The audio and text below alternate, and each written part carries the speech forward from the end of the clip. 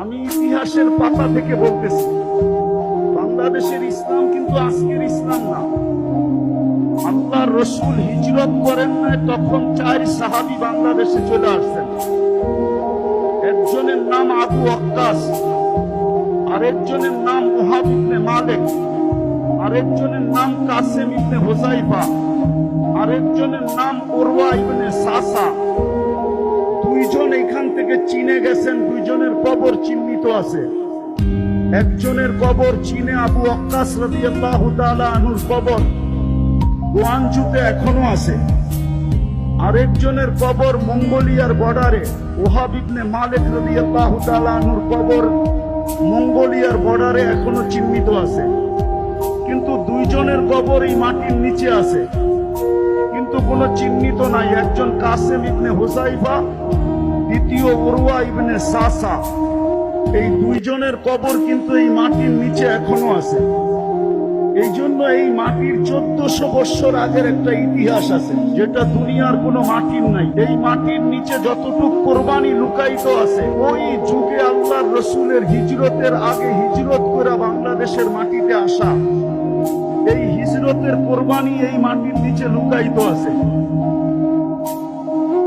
আর যারা আসছেন এরা একজনও ফিরা যান নাই। শুধু একজনের ইতিহাস পাওয়া যায় তারিখে চীনের ভিতরে।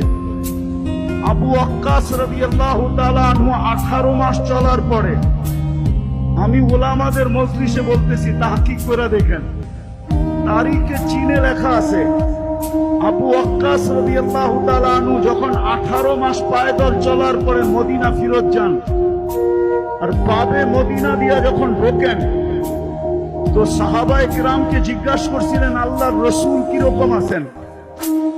তো যাকে জিজ্ঞাসা করছে সে জবাব দিছিলেন, ইন্তাকালা রাসূলুল্লাহ ইলা জাওয়ারি রাহমাতিল্লাহ। আল্লাহর রাসূল তো দুনিয়া থেকে চলে গেছেন।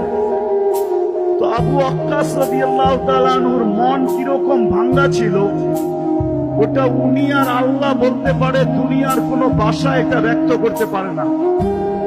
উনি মসজিদে নববীতে যে সালাম দিয়া যখন ঘুমায়া পড়ছেন, তো স্বপ্নে যুগে উনি দেখছেন যে আল্লাহর রসুল বলতেছিল, আবা ওয়াক্কাস মা বাআসতুকা লিতারজি। আবু ওয়াক্কাস, তোমাকে তো ফিরত আসার জন্য পাঠানো হয় নাই, তুমি ফিরত আসলে কেন? তো উনি ঘুমের থেকে উঠছেন, আবার উনি চীনের দিকে রওনা করছেন, যেখানে আজকে ওনার কবর, যেখানে ওনার আজকে কবর।